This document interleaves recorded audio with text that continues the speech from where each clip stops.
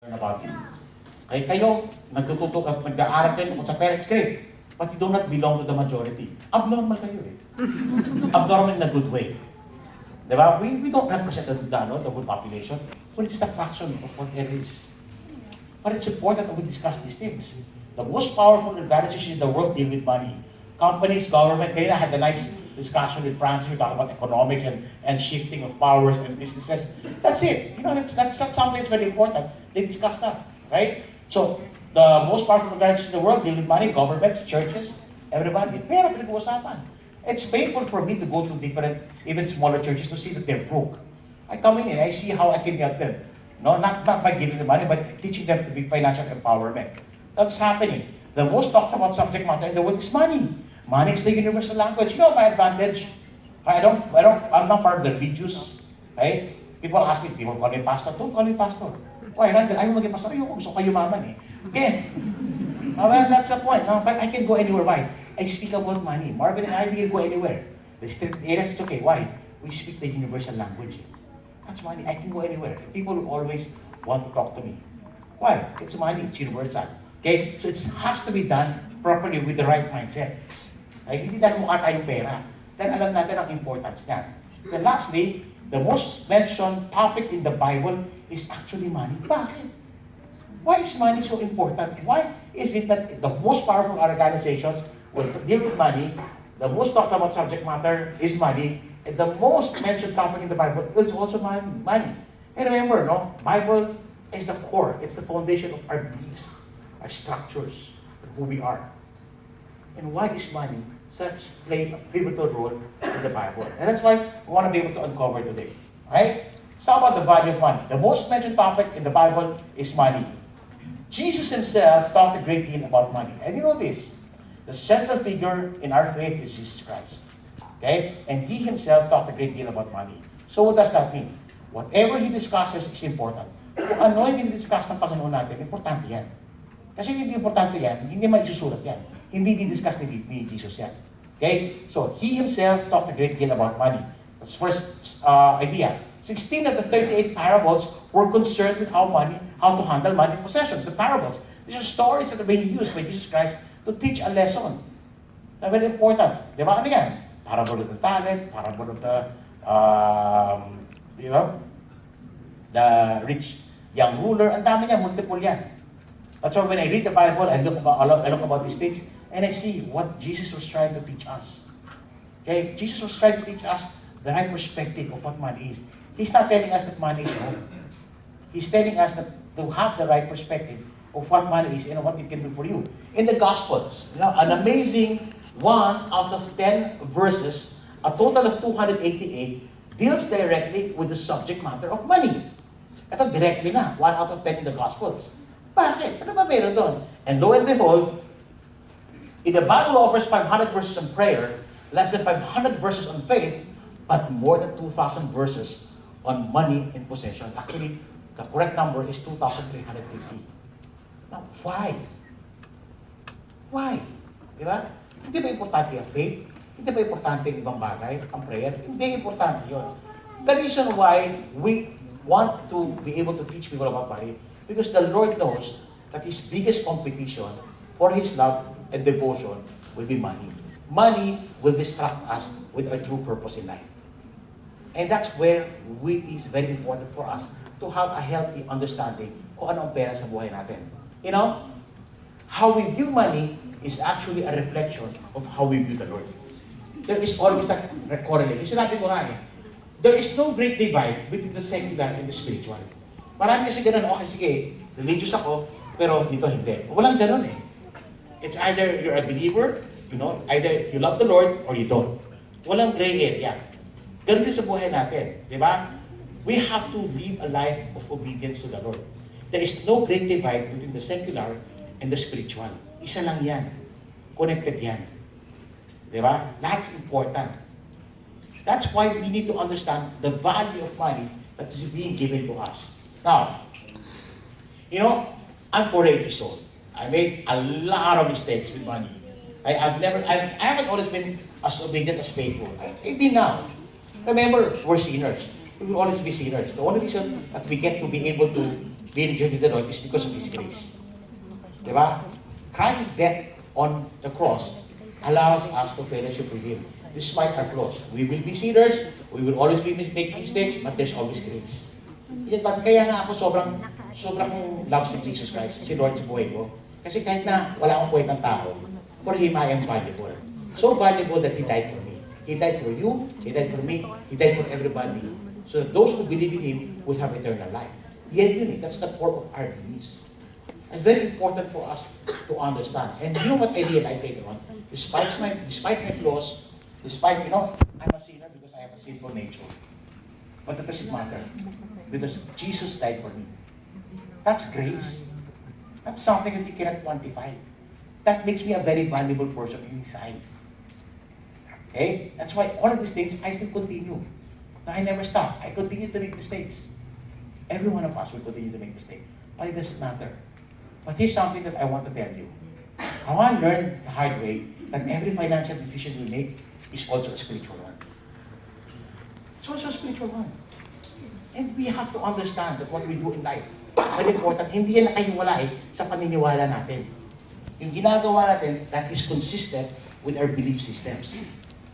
And I always tell people, diba, we have to understand this. Lahat ng gagawin natin, ano ba yung purpose natin? I'm a businessman, I'm a finance person, Marvin's a great investor, we talk about this.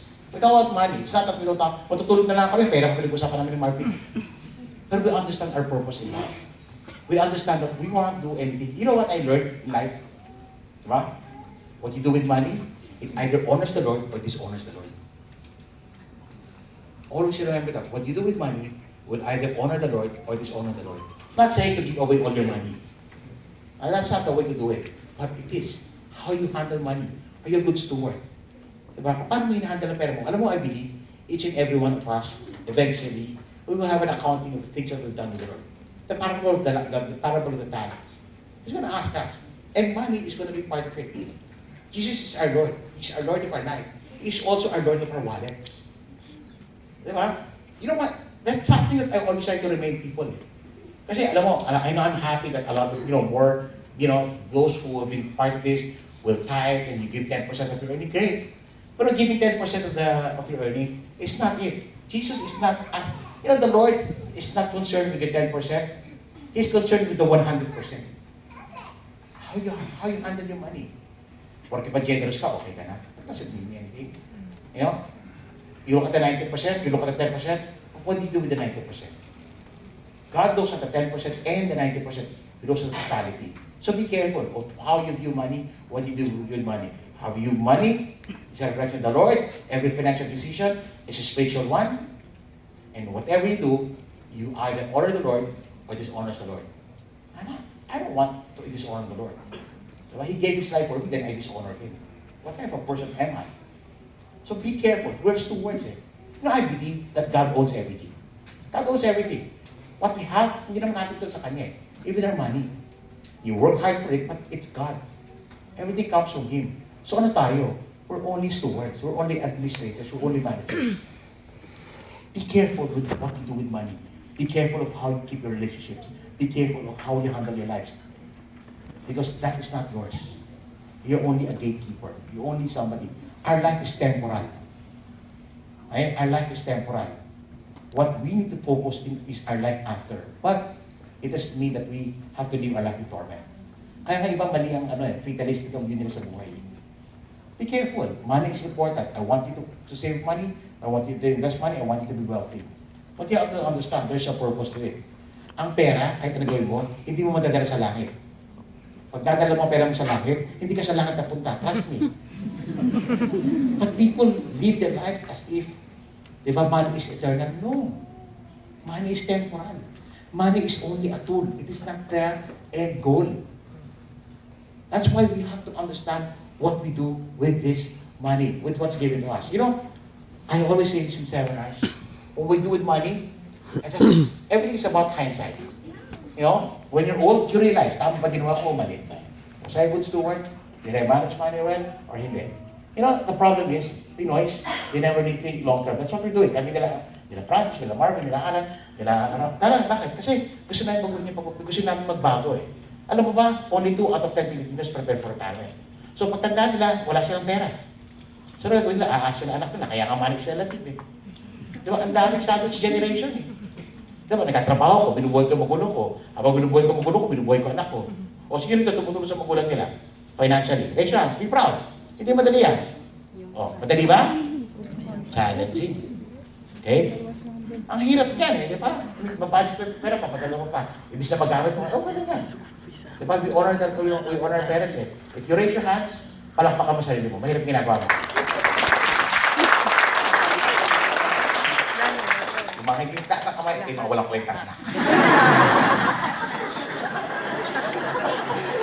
Joke lang. Isa naging-seryoso kayo masyado eh. Okay, again. So what you do about it? Very important. You get old, wala kang pera, you become a dependent. You know the problem with us, we don't think generational eh. Hindi natin sinasabi, anong ginagawa natin? May ripple effect sa mga generations after eh. Pag ako, I put my burden on my children will be, you are putting undue pressure on my children. Kasi sa akin, the working population supports the non-working population. Nagkatrabaho ko, binubuhay ko magulang. Imagine mo, binubuhay ko magulang ko, pinalaki ko anak ko. May iibong ka pa ba nun? Ito sistema? Wala na, di ba? Kaya ka daw, wala kang pera, aasa ka na naman sa anak mo. Yung anak mo, sinusuporta ka. Yung anak ko, sinusuporta anak mo. So, magiging cycle eh. We want to be able to change. We can't do what the earlier generation have done. Andiyan na yan eh. But what we can do is change our generation so that the next generation will be benefiting differently. Plus the fact it's also dangerous. Because people are also changing. There are studies that are showing. I have a friend, his name is Dr. Alvin Ang, he's an economist.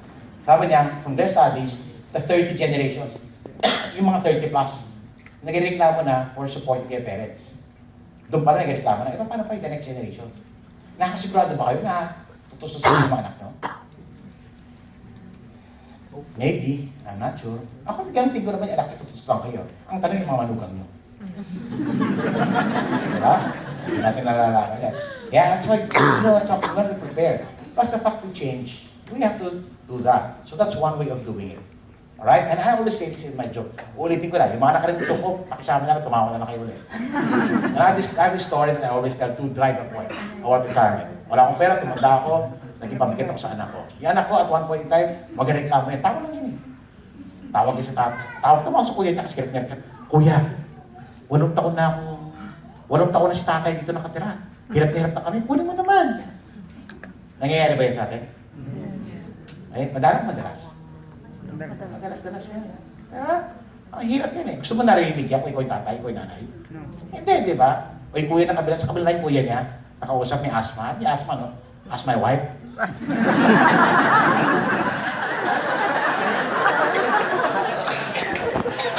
Grabe, dahil nakarinig.